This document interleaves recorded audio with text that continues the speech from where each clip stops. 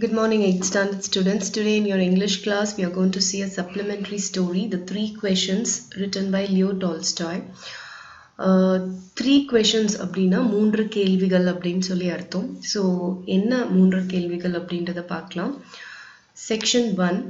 There was a king who had three questions in his mind that if he always knew the right time to begin everything, if he knew who were the right people to listen to, and whom to avoid, and above all, if he always knew what was the most important thing to do, he would never fail in anything he might undertake.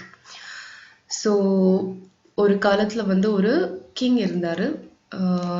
அந்த கிங்குக்கு வந்து மூன்று கேள்விகள் அவரோட மனசுல எப்பவுமே இருந்துட்டே இருக்கும். அது என்ன அப்படின்னு கேட்டிங்கன்னா, ஃபர்ஸ்ட் கொஸ்டின் வந்து எல்லா விஷயத்தையும் தொடங்குறதுக்கு எது நல்ல நேரம் ஒன்று.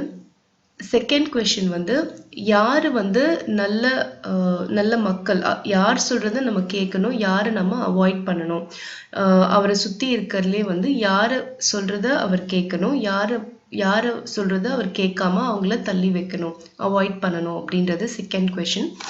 தேர்ட் கொஸ்டின் வந்து பார்த்தீங்கன்னா, எது வந்து ரொம்ப முக்கியமாக வந்து செய்ய வேண்டிய விஷயம் என்ன அப்படின்றது. நம்ம வாழ்க்கையில் வந்து நிறைய விஷயம் நம்ம செய்துட்டே இருப்போம். ஆனால் அவருக்கு இருந்த கேள்வி வந்து எது வந்து ரொம்ப முக்கியமான விஷயம் நம்ம செய்யறதுக்கு இருக்கு அப்படின்றது. ஸோ இந்த மூணு கேள்வி தான் வந்து அவரோட மனசுல எப்பவுமே இருந்துட்டே இருக்கும். இதுக்கு விடை தெரிஞ்சதுன்னா கண்டிப்பா அவர் வந்து எதுலையுமே தோல்வி அடைய மாட்டார் அப்படின்னு சொல்லி அவர் நம்பினாரு. ஸோ என்னென்ன அந்த த்ரீ கொஸ்டின்ஸ்,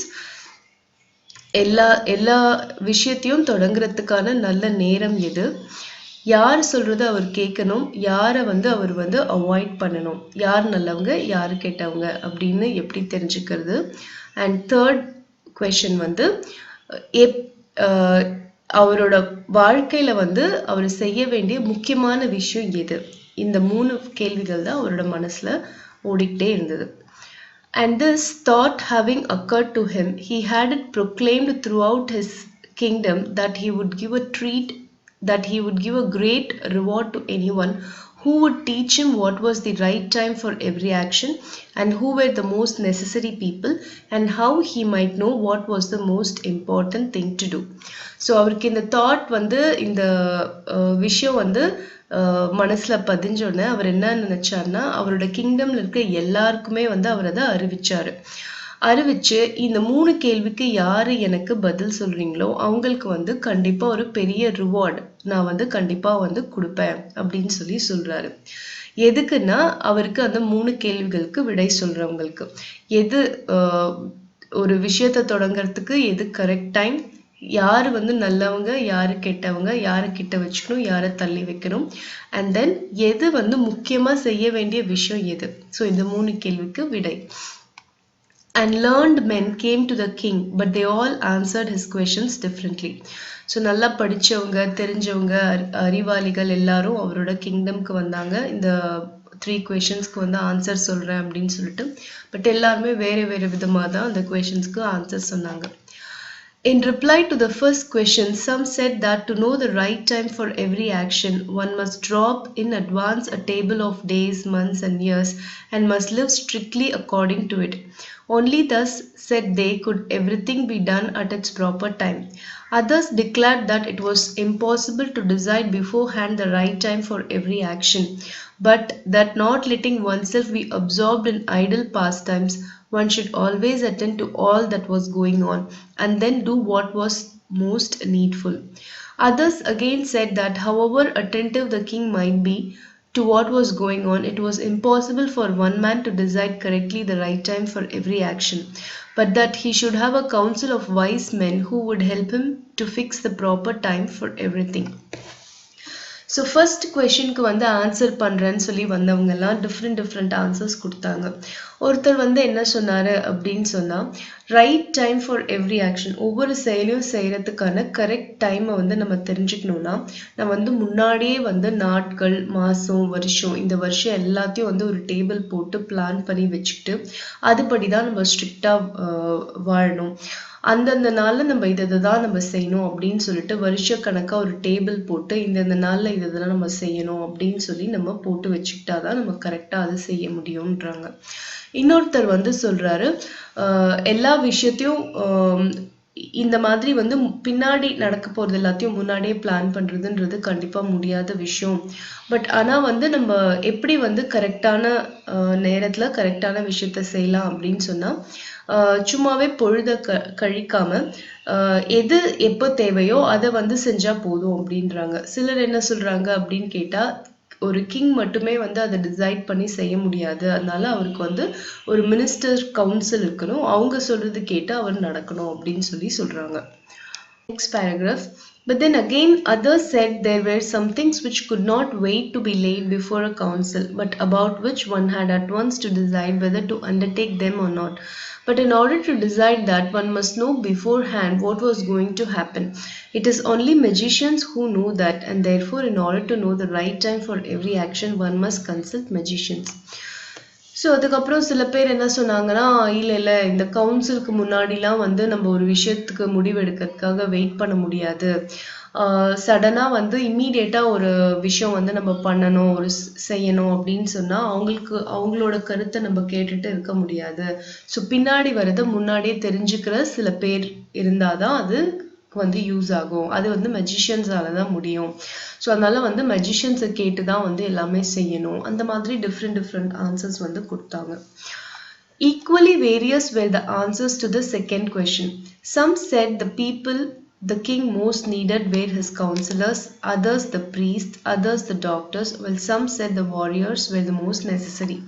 ஸோ இதே மாதிரி செகண்ட் கொஷனுக்கும் நிறைய டிஃப்ரெண்ட் ஆன்சர்ஸ் கொடுத்தாங்க. அது என்னென்னு பார்த்தீங்கன்னா, ஒரு கிங்க்கு வந்து ரொம்ப தேவைப்படுற மக்கள் வந்து பார்த்தீங்கன்னா, ஆட்கள் வந்து பார்த்தீங்கன்னா அவரோட கவுன்சில் ஆஃப் மினிஸ்டர்ஸ்ன்னு சிலர் சொன்னாங்க. சிலர் வந்து இல்லை ப்ரீஸ்ட் தான் தேவை, ப்ரீஸ்ட்னா வந்து குரு அவருக்கு வந்து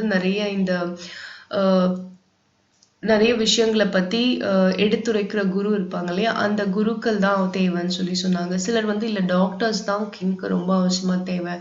சில பேர் சொன்னாங்க இல்லை போர் புரியறதுக்கான வாரியர்ஸ் தான் தேவை அப்படின்னு சொல்லி சொன்னாங்க. To the third question as to what was the most important occupation, some replied that the most important thing in the world was science. Others said it was skill in warfare, and others again that it was religious worship. So third கொஷனுக்கும் இந்த மாதிரி வந்து நிறைய answers வந்தது. எது முக்கியமாக செய்ய வேண்டிய விஷயம் அப்படின்னு கேட்டால் அந்த தேர்ட் கொஷனுக்கு எல்லாரும் என்ன சொன்னாங்கன்னா, சயின்ஸ் அறிவியல் தான் ரொம்ப தேவைப்படுற விஷயம், அதை பற்றி தான் நம்ம ஆராய்ச்சி செய்யணும். இன்னொருத்தர் சொன்னார் இல்லை நம்ம போர் புரியும் போது யூஸ் பண்ணுற யுக்தி அதுதான் ரொம்ப முக்கியம் அப்படின்னு சொல்லி சொன்னார். மீதி பேர் என்ன சொன்னாங்கன்னா, இல்லை கடவுளை வழிபடுறது தான் ரொம்ப முக்கியமான ஒரு விஷயம் நம்ம செய்யறது அப்படின்னு சொல்லி சொல்றாங்க. All the answers being different, the king agreed with none of them and gave the reward to none. But still wishing to find the right answers to his questions, he decided to consult a hermit widely renowned for his wisdom. So இந்த மாதிரி ஒவ்வொரு ஆன்சரும் டிஃப்ரெண்ட்டாக இருக்கிறதுனால அந்த கிங்க்கு வந்து எதுக்குமே ஒத்து போக தெரியலை, அண்ட் யாருக்கும் ரிவார்டும் கொடுக்கல. பட் ஆனால் அவரோட கொஷின்ஸ்க்கு மட்டும் ஆன்சர் தெரிஞ்சுக்கணுன்ட்டு அவரோட விஷ் இருந்துகிட்டே இருந்தது. ஸோ அதனால அவர் வந்து ஒரு ஹெர்மிட்னா ஒரு துறவியை வந்து போய் கன்சல்ட் பண்ணலாம் அப்படின்னு சொல்லி சொல்றாரு. அந்த துறவி வந்து ரொம்ப ஃபேமஸானவர், ரினவுண்ட்னா ஃபேமஸ். எதுக்கு ஃபேமஸ் அப்படின்னு பார்த்தீங்கன்னா அவருடைய அறிவு, விஸ்டம்னா நாலேஜ். அவருடைய அறிவுக்கு அந்த துறவி வந்து ரொம்பவே ஃபேமஸானவர். ஸோ அதனால வந்து அவரை வந்து போய் பார்த்து தெரிஞ்சுக்கலாம் அப்படின்னு சொல்லி டிசைட் பண்றாரு king. The hermit lived in a wood which he never quitted, and he received none but common folk. So the king put on simple clothes, and before reaching the hermit's cell, dismounted from his horse. Leaving his bodyguard behind, he went on alone. So அந்த hermit துறவி அவர் எங்கே வாழ்ந்துட்டு இருக்காருன்னா, வுட்னா forest, காட்டுக்குள்ள வாழ்ந்துட்டு இருக்காரு. அங்கதான் அவர் எப்பவுமே இருப்பாரு. அண்ட் யாரையும் அவரு பார்க்கறது இல்லை. ரொம்ப காமனான ரொம்ப சாதாரண மக்கள் மட்டும்தான் அவரை போய் விசிட் பண்ணுவாங்க. ஸோ கிங் என்ன பண்றாரு, அவரோட ராஜ உடைகள் எல்லாம் கலைஞ்சிட்டு ஒரு சாதாரண ஒரு ஆள் போல அவர் வந்து ட்ரெஸ் பண்ணிட்டு அந்த ஹெர்மெட்டை வந்து போய் பார்க்கறதுக்கு போறாரு. கொஞ்ச தூரம் போனதுக்கு அப்புறம் அவரோட ஹார்ஸ், அவரோட பாடி கார்டு எல்லாம் விட்டுட்டு இவர் மட்டும் தனியா நடந்து அந்த காட்டுக்குள்ள அவரை நோக்கி போறாரு. When the king approached, the hermit was digging the ground in front of his hut. Seeing the king, he greeted him and went on digging. The hermit was frail and weak, and each time he stuck his spade into the ground and turned a little earth, he breathed heavily. So king வந்து போகும்போது அந்த hermit என்ன பண்ணுறாருன்னா அவரோட குடிசைக்கு முன்னாடி வந்து ஒரு குழி தோண்டிட்டு இருக்காரு. அந்த அவருக்கு வந்து அந்த கிங்கை பார்த்தோன்னா அவர் வந்து வரவேற்றுட்டு அவர் வந்து அந்த குழியை தோண்டிக்கிட்டே இருக்காரு. இந்த ஹெர்மிட் வந்து எப்படி இருக்காருன்னு பார்த்தீங்கன்னா ரொம்ப வீக்காக இருக்காரு, ரொம்ப ஒல்லியாக வீக்காக இருக்காரு. அண்ட் ஒவ்வொரு தடவை வந்து அவர் அந்த கோடரியை வச்சு அந்த கிரவுண்டை வந்து தோண்டி எடுத்து கொஞ்சம் மண் எடுத்து வெளியே போடும்போதும் அவருக்கு வந்து ரொம்பவே வந்து மூச்சு வாங்குது. The king went up to him and said, I have come to you, wise hermit, to ask you to answer 3 questions. How can I learn to do the right thing at the right time? Who are the people I most need, and to whom should I therefore pay more attention than to the rest? And what are the most important and need my first attention? So king வந்து அவர்கிட்ட போய் சொல்கிறாரு, நான் வந்து ஒரு 3 கேள்விகளுக்கு விடை தெரிஞ்சுக்கிறதுக்காக உங்ககிட்ட வந்திருக்கேன். சரியான விஷயத்த சரியான நேரத்தில் எப்படி செய்கிறது, யாரை வந்து நான் எனக்கு ரொம்ப தேவைப்படுற மக்கள் யார் சொல்கிறத நான் கேட்கணும், யாரை வந்து நான் வந்து கொஞ்சம் தள்ளி வைக்கணும், அண்ட் நான் ரொம்ப ரொம்ப அவசியமாக செய்ய வேண்டிய விஷயம் என்ன. ஸோ இந்த 3 கேள்வி வந்து ஹெர்மிட் கிட்ட கிங் கேட்குறாரு. The hermit listened to the king but answered nothing. He just spat on his hand and recommenced digging. You're tired, said the king. Let me take the spade and work a while for you. Thanks, said the hermit, and giving the spade to the king, he sat down on the ground. When he had dug 2 beds, the king stopped and repeated his questions. The hermit again gave no answer, but rose, stretched out his hand for the spade, and said, Now rest a while and let me work a bit. So இந்த கேள்விகளை வந்து அந்த king வந்து அந்த hermit கிட்ட கேட்டார். ஆனால் வந்து ஹெர்மிட் அதுக்கு எந்த பதிலும் சொல்ல அவர் வந்து தோண்டிக்கிட்டே இருந்தார். ஸோ கிங் சொன்னார், நீங்கள் ரொம்ப டயர்டாக இருக்கீங்க, நீங்கள் கொஞ்ச நேரம் ரெஸ்ட் எடுங்க, நான் வந்து அந்த குழியை தோன்றேன்னு சொல்லி அந்த ஸ்பேடை வந்து வாங்கிக்கிட்டாரு. உடனே தேங்க்ஸ்ன்னு சொல்லி ஹெர்மிட் சொல்லிட்டு அந்த ஸ்பேடை கொடுத்துட்டு அவர் கொஞ்ச நேரம் உட்கார்றாரு. கிங் வந்து தோன்றாரு. இந்த மாதிரி 2 குழி தோண்டி முடிச்சதுக்கு அப்புறமா கிங் வந்து அதை ஸ்டாப் பண்ணிட்டு அவரோட கொஷின்ஸ் திருப்பி கேட்குறாரு. கேட்டோன்னா ஹெர்மிட் வந்து எதுவும் ஆன்சர் சொல்லலை. திருப்பி எழுந்து அந்த ஸ்பேடை வந்து வாங்கிட்டு நீ கொஞ்ச நேரம் ரெஸ்ட் எடு, நான் வந்து தோன்றேன் அப்படின்னு சொல்லி திருப்பியும் வந்து தோண்ட ஆரம்பிக்கிறாரு. But the king did not give him the spade and continued to dig. 1 hour passed and another. The sun began to sink behind the trees, and the king at last stuck the spade into the ground and said, I came to you, wise man, for an answer to my questions. If you can give me none, tell me so, and I will return home. Here comes someone running, said the hermit. Let us see who it is. So அந்த துறவி வந்து அந்த அந்த குழி தோன்ற அந்த ஸ்பேடை வந்து கேட்குறாரு. கிங் வந்து கொடுக்காம அவரே வந்து தோண்டிட்டு இருக்காரு. 1 மணி நேரம் ஆச்சு, அப்புறம் 2 மணி நேரம் ஆச்சு. சன் வந்து செட் ஆக ஆரம்பிச்சுது. அதுக்கப்புறமா கிங் வந்து என்ன பண்ணாருன்னா அந்த குழி தோன்ற அந்த கோடரி அதை வந்து கீழே போட்டுட்டு வந்து சொன்னார், நான் உங்ககிட்ட வந்து என்னோட கொஷின்ஸ்க்கு வந்து ஆன்சர் கேட்கறதுக்காக வந்தேன். உங்களுக்கு வந்து அந்த கொஷின்ஸ்க்கு எனக்கு ஆன்சர் கொடுக்க முடியலன்னா என்கிட்ட சொல்லிடுங்க, நான் வீட்டுக்கு போயிடுறேன் அப்படின்னு சொல்றாரு. உடனே ஹெர்மிட் சொல்றாரு, யாரோ ஓடி வராங்க, யாருன்னு பார்க்கலாம் அப்படின்னு சொல்றாரு. So this is section 1. So இந்த செக்ஷன் 1ல இருக்கிற கிளாசரி நீங்கள் கம்ப்ளீட்டாக படிக்கணும். படித்து உங்களோட கிளாஸ் ஒர்க்கில் எழுதிடுங்க. நெக்ஸ்ட் வந்து இதில் இருக்கிற சூஸ் தி கரெக்ட் ஆன்சர் நீங்கள் ட்ரை பண்ணுங்கள். It's also very easy. Choose and fill in the blanks. And அதுக்கப்புறமா ஹூ செட் தீஸ் வேர்ட்ஸ், இதுவும் வந்து ரொம்ப ஈஸி தான். நீங்கள் இது 3யும் ட்ரை பண்ணுங்கள். ஆன்சர்ஸ் வந்து வீடியோவோட எண்டில் இருக்குது. You can check the answers at the end of the video. Go to section 2. The king turned round and saw a bearded man come running out of the wood. The man held his hands pressed against his stomach, and blood was flowing from under them. When he reached the king, he fell fainting on the ground, moaning feebly. The king and the hermit unfastened the man's clothing. There was a large wound in his stomach. The king washed it as best he could and bandaged it with his handkerchief and with the towel the hermit had. But the blood would not stop flowing, and the king again and again removed the bandage soaked with warm blood and washed and rebandaged the wound. When at last the blood ceased flowing, the man revived and asked for something to drink. The king brought fresh water and gave it to him. Meanwhile, the sun had set and it had become cool. So the king, with the hermit's help, carried the wounded man into the hut and laid him on the bed. Lying on the bed, the man closed his eyes and was quiet. But the king was so tired from his walk and from the work he had done that he crouched down on the threshold and also fell asleep so soundly that he slept all through the short summer night. So யாரோ ஒருத்தர் ஓடி வராங்க, யாருன்னு பார்க்கலாம் அப்படின்னு சொன்னாங்க இல்லையா. So அப்போ கிங் வந்து டேர்ன் பண்ணி பார்த்தோன்னே ஒரு பியர்டட் மேன், அதாவது தாடி வச்சுட்டு ஒருத்தர் வந்து காட்டுக்குள்ளேருந்து ஓடி வராரு. அவர் வந்து வயிற்றுல கை வச்சுக்கிட்டே வந்து ஓடி வராரு. அண்ட் அங்கே அவரோட வயிறு பகுதியிலேருந்து பிளட் வந்து ஃப்ளோ ஆகிட்டே இருக்கு. கிங்கை ரீச் பண்ணோன்னே அவர் வந்து என்ன ஆறாருன்னா கீழே வந்து மயங்கி விழுந்துடுறாரு. அப்படியே முனகிட்டு இருக்காரு. மோர்னிங் ஃபீப்லினா ரொம்ப டயர்டாக முனகிட்டு இருக்காரு. கிங் அண்ட் ஹெர்மிட் ரெண்டு பேரும் என்ன பண்ணுறாங்கன்னா அவரோட ட்ரெஸ் எல்லாம் வந்து கலைஞ்சிட்டு அவர் ட்ரெஸ் எல்லாம் எடுத்துட்டு பார்க்குறாங்க. அப்போ வந்து பார்த்திங்கன்னா வயலில் வந்து ஒரு பெரிய காயம் இருக்குது. உடனே வந்து அந்த காயத்தை வந்து என்ன பண்ணுறாங்கன்னா கிங் வந்து வாஷ் பண்ணி விடுறாரு. வாஷ் பண்ணிவிட்டு அவரோட கர்ச்சிஃபால் பேண்டேஜ் பண்ணுறாரு, கட்டி விடுறாரு. அப்புறம் ஹெர்மிட் கிட்ட ஒரு டவல் இருந்து டவலையும் வச்சு கட்டி விடுறாரு. ஆனால் பிளட் வந்து நிற்கவே இல்லை, பிளட் வந்து ஃப்ளோ ஆகிட்டே இருக்குது. கிங் வந்து என்ன பண்ணுறாரு, திருப்பி அந்த பேண்டேஜை ரிமூவ் பண்ணி வாஷ் பண்ணிவிட்டு பிளட்டை எடுத்து வாஷ் பண்ணி பேண்டேஜ் பண்ணிகிட்டே இருக்காரு. அப்புறமா ஃபைனலாக பிளட் வந்து நிற்கிது. உடனே வந்து அந்த காட்டிலேருந்து ஓடி வந்த அந்த மேன் வந்து என்ன கேட்குறாருன்னா கொஞ்சம் தண்ணி வேணும் குடிக்கன்னு கேட்குறாரு. ஸோ கிங் வந்து போய் ஃப்ரெஷ் வாட்டர் எடுத்துகிட்டு வந்து கொடுக்குறாரு. அப்போ தான் வந்து சன்னெல்லாம் வந்து ஃபுல்லாக செட் ஆகிட்டு நல்லா கூல் ஆகிடுது. ஸோ ஹெர்மெட்டும் கிங்கும் என்ன பண்ணுறாங்க, அந்த காயத்தோடு வந்த அந்த நபரை வந்து ஹட்குள்ளே கொண்டு போய் படுக்க வைக்கிறாங்க. ஸோ அந்த ஆள் வந்து என்ன பண்ணுறாருன்னா கண்ணை மூடி அமைதியாக படுத்துட்டு இருக்காரு.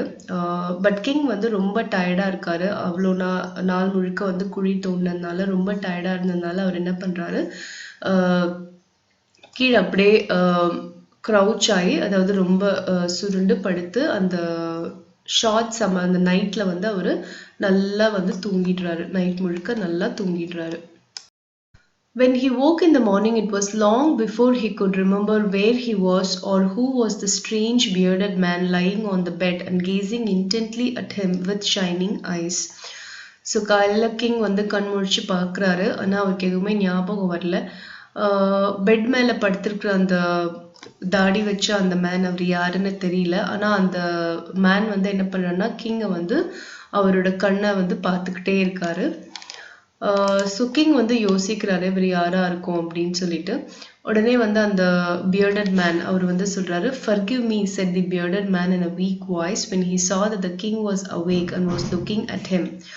"I do not know you and have nothing to forgive you for," said the king. So அந்த தாடி வச்சு அந்த மனிதர் வந்து கிங்கை பார்த்தோன்னே என்ன கேட்குறாருன்னா, என்னை மன்னிச்சிடுங்க அப்படின்னு சொல்றாரு. உடனே கிங் வந்து சொல்றாரு, எனக்கு நீங்க யாருன்னே தெரியாது, உங்களை நான் மன்னிக்கிறதுக்கும் எதுவும் இல்லை அப்படின்னு சொல்றாரு. You don't know me, but I know you. I am that enemy of yours who swore to revenge himself on you because you executed his brother and seized his property. I know you had gone alone to see the hermit, and I resolved to kill you on your way back. But the day passed and you did not return. So I came out from my ambush to find you and came upon your bodyguard, and they recognized me and wounded me. I escaped from them, but should have bled to death had you not dressed my wound. I wished to kill you, and you have saved my life. Now, if I live, and if you wish it, I will serve you as your most faithful slave, and will bid my sons do the same. Forgive me.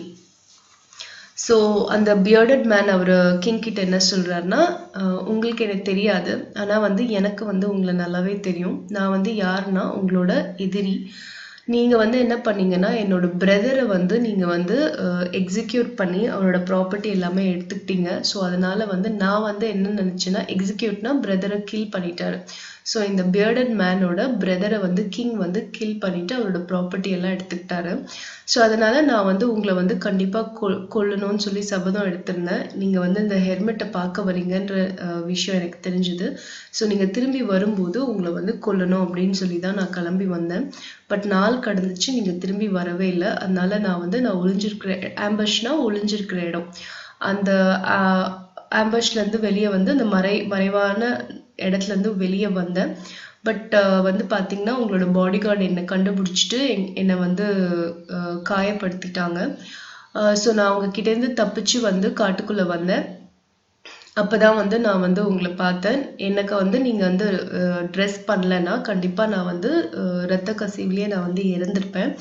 So அதனால நான் வந்து உங்களை கொல்ல வந்தேன். ஆனால் நீங்கள் எனக்கு வந்து நல்லதாக செஞ்சீங்க. இப்போ வந்து நான் வந்து உயிரோடு இருந்தேன்னா நீங்கள் விரும்புனீங்கன்னா என்னோட நாள் முழுக்க நான் வந்து என்னோட வாழ்நாள் முழுக்க நான் வந்து உங்களோட அடிமையாக நான் வந்து உங்களுக்கு வந்து ஸ்லேவா அடிமையாக வந்து நான் உங்களுக்கு வந்து விசுவாசமாக இருப்பேன். அண்ட் அதே மாதிரி என்னோட மகன்களும் அதை வந்து செய்வாங்க. அதனால என்னை மன்னிச்சிடுங்க அப்படின்னு சொல்றாரு. The king was very glad to have made peace with his enemy so easily and to have gained him for a friend, and he not only forgave him but said he would send his servants and his own physician to attend him and promised to restore his property. So இதை கேட்டோன்னே king வந்து ரொம்பவே வந்து சந்தோஷமாயிடுறாரு. அவரோட ஒரு enemy, அவரோட ஒரு பகையாளியை வந்து இவ்வளோ சீக்கிரம் ஃப்ரெண்ட் பண்ணிக்கிட்டோமே அப்படின்னு நினச்சதுல அவருக்கு ரொம்பவே சந்தோஷம். ஸோ அவரை மன்னிச்சிட்டு வந்து அவரோட கிங்கோட சர்வன்ஸையும் அவரோட டாக்டரையும் வந்து ஃபிசிஷியனாக டாக்டர் ஸோ கூட வந்து அனுப்பி அவரை வந்து காயத்துலேருந்து மருந்து கொடுத்து அவர் அதுலேருந்து வெளியே வர்றதுக்காக ஹெல்ப் பண்ணுறேன்னு சொல்லி கிங் சொன்னார். அண்ட் அது மட்டும் இல்லாமல் அவங்க பிரதர் கிட்டேருந்து எடுத்த ப்ராப்பர்ட்டி எல்லாத்தையும் திருப்பி கொடுக்குறேன் அப்படின்னு சொல்லி கிங் வந்து சொல்லிட்டாரு.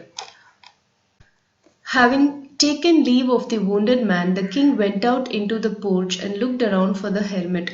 Before going away, he wished once more to beg an answer to the questions he had put. The hermit was outside on his knees, sowing seeds in the beds that had been dug the day before.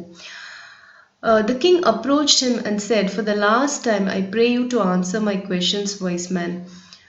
So அந்த wounded man, அந்த bearded மேனை வந்து வழி அனுப்பி வச்சுட்டு king வந்து போய் ஹெர்மிட்டை வந்து தேடி பார்க்குறாரு. ஹெர்மிட் எங்கே இருக்காருன்ட்டு. ஹெர்மிட் வந்து வெளியே அவங்க தோண்டி வச்ச குழிகளுக்கு முன்னாடி நின்றுட்டு சீட்ஸை வந்து அதில் போட்டுட்ருக்காரு. உடனே கிங் வந்து கிட்ட போய் வந்து கேட்குறாரு, ஒரு தடவை நான் உங்ககிட்ட லாஸ்ட்டாக ஒரு தடவை கேட்குறேன், என்னோட கொஷின்ஸ்க்கு வந்து ஆன்சர் பண்ணுங்க அப்படின்னு சொல்றாரு.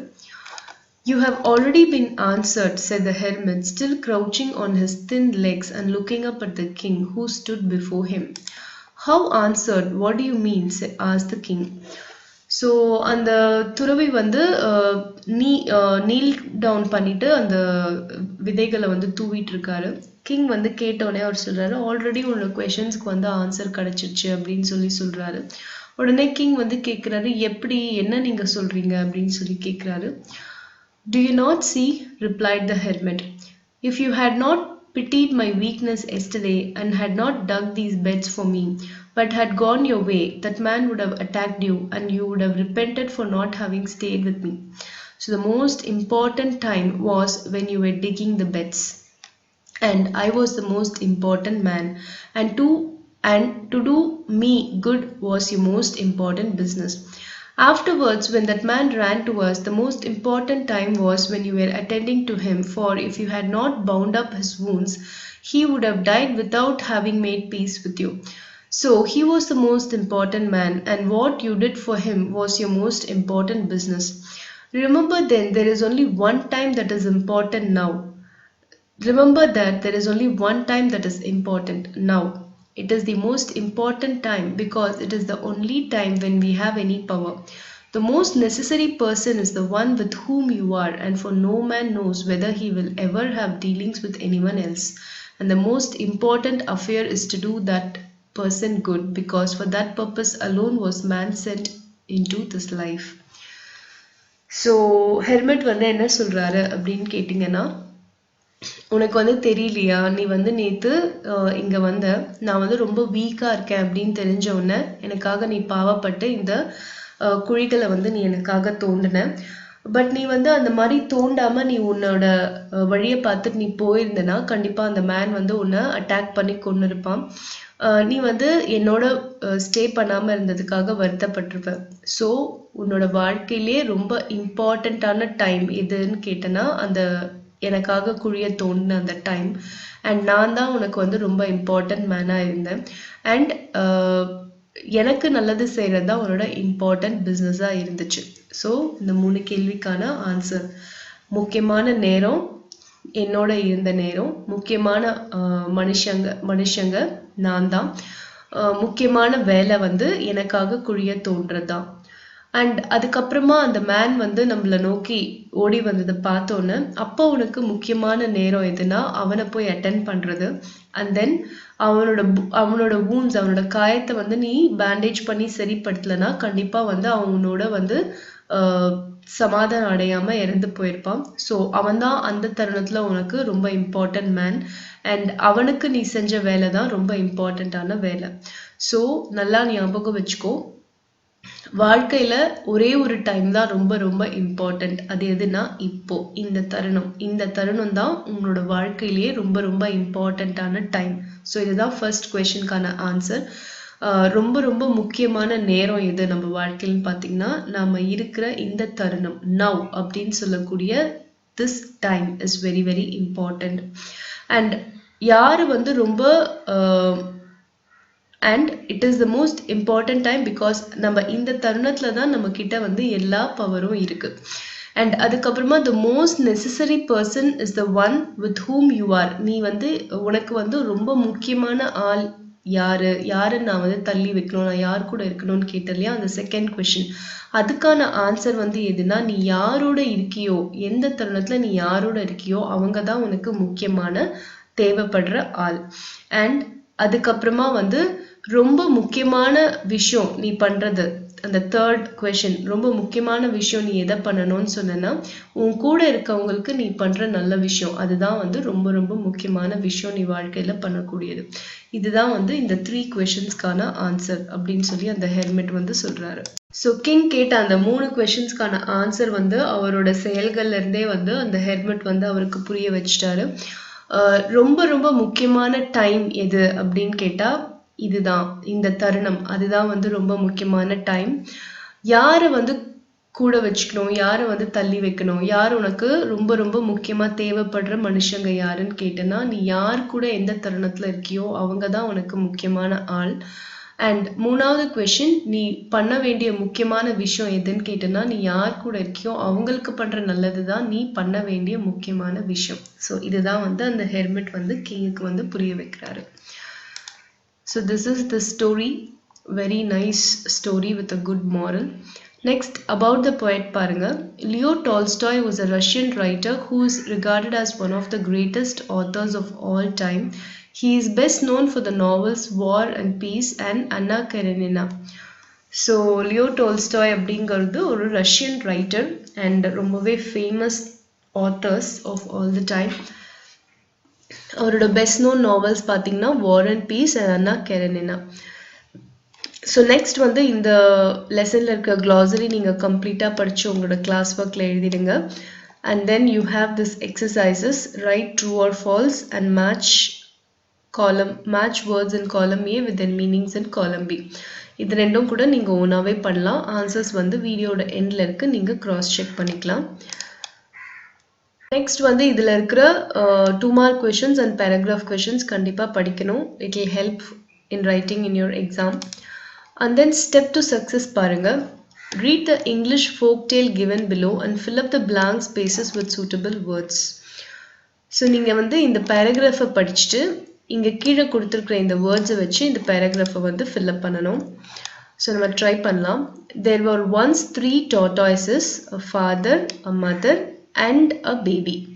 So 3 tortoises இருக்காங்க, ஒரு father tortoise, mother tortoise and a baby tortoise. So இந்த இடத்துல and தான் வரணும். On one fine morning during spring, இங்க next sentence start ஆகும்போது on சொல்லி start ஆகணும். So on one fine morning during spring, they decided that they would like to go for a picnic. என்ன decide பண்ணாங்கன்னா, அவங்க வந்து ஒரு பிக்னிக்கு போகிறதுக்கு டிசைட் பண்ணாங்க. ஸோ இந்த இடத்துல கனெக்டிங் வேர்ட் that யூஸ் பண்ணோம்.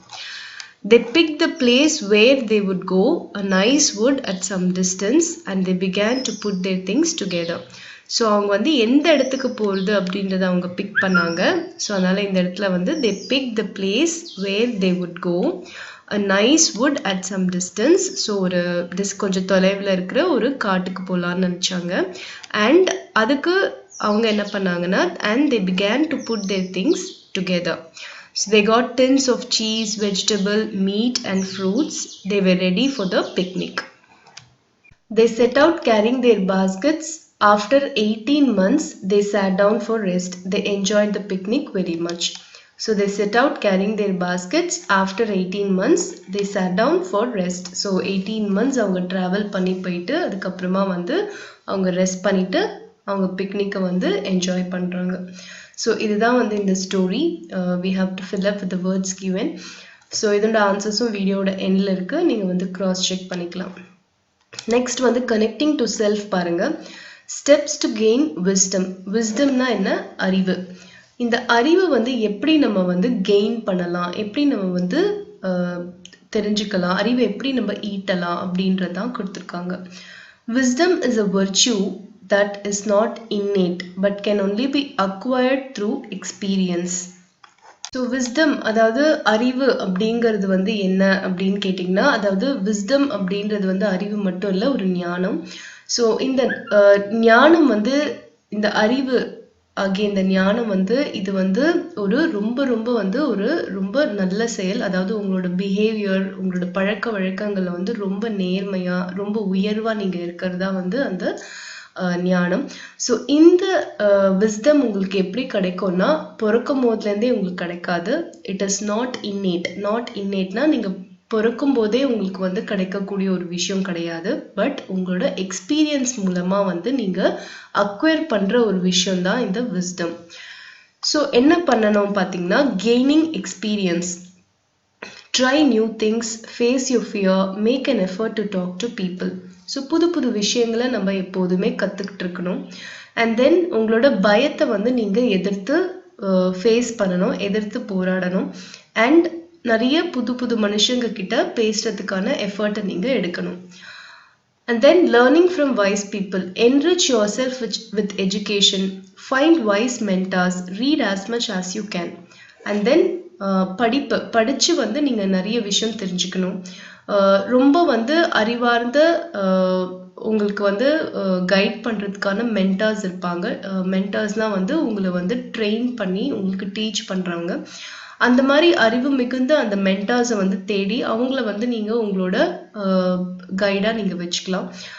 அவங்க கிட்டேருந்து நீங்கள் நிறைய கற்றுக்கலாம். அண்ட் தென் நிறைய படிக்கணும், நிறைய படித்து நிறைய தெரிஞ்சுக்கணும். And then pudding wisdom into practice. So நீங்கள் கற்றுக்கிட்ட இந்த உங்களோட அனுபவத்தில் நீங்கள் கற்றுக்கிட்ட படித்து தெரிஞ்ச விஷயங்களை வந்து இப்போ நீங்கள் ப்ராக்டிஸ் பண்ணணும். பி ஹம்பிள் இன் நியூ சிச்சுவேஷன்ஸ். புதுசாக இருக்கிற சிச்சுவேஷன்ஸில் வந்து ரொம்ப அமைதியாக ரொம்ப பொறுமையாக இருக்கணும். Think before acting. ஒரு செயலை செய்யறதுக்கு முன்னாடி பல தடவை யோசிச்சு தான் செய்யணும். Act on your values. நீங்கள் வந்து சில பிரின்சிபல்ஸ் வச்சுருப்பீங்க, இதை தான் செய்யணும், நல்ல விஷயங்களை தான் நம்ம செய்யணும்ன்ட்டு. அதுக்கு ஏற்ற மாதிரி உங்களோட செயல்கள் இருக்கணும். Learn from your mistakes. தவறு செஞ்சிங்கன்னா அதுலேருந்து நீங்கள் கற்றுக்கணும், இந்த தவறை நம்ம செய்யக்கூடாது திரும்பி அப்படின்னு நீங்கள் கற்றுக்கணும். And share your wisdom with others. And நீங்கள் தெரிஞ்சுக்கிட்ட நீங்கள் கற்றுக்கிட்ட இந்த அறிவு இந்த ஞானத்தை வந்து மற்றவங்களோட ஷேர் பண்ணணும். இப்படி தான் வந்து நீங்கள் வந்து ஒரு அறிவு மிக்க ஒரு ஞானம் மிகுந்த ஒரு பர்சனாக வந்து நீங்கள் ஆக முடியும். ஸோ இதெல்லாம் நீங்கள் பண்ணிங்கன்னா டெஃபினட்டாக நீங்களும் வந்து உங்களோட வாழ்க்கையில் ரொம்ப ரொம்ப ரொம்ப நேர்மையான ரொம்ப ரொம்ப ரொம்ப மேன்மை மிக்கவங்களாம் வந்து கண்டிப்பாக வந்து ஆகலாம். ஸோ அது எப்படி ஆகிறது அப்படின்றதோட அந்த ஸ்டெப்ஸ் தான் வந்து உங்களுக்கு இதில் கொடுத்துருக்காங்க. ஸோ இன்னைக்கு செக்ஷனில் நம்ம படித்த அந்த 3 questions ஸ்டோரியை வந்து கோ த்ரூ பண்ணி பாருங்கள். இதில் இருக்கிற எக்ஸசைசஸ் எல்லாமே கம்ப்ளீட் பண்ணிவிடுங்க. 2 mark அண்ட் பேராகிராஃப் கொஷின்ஸ் கண்டிப்பாக வந்து படிச்சுடுங்க. அண்ட் ஏதாவது டவுட்ஸ் இருந்ததுன்னா கமெண்ட் பண்ணுங்கள். I'll clarify your doubts and thank you for watching this video.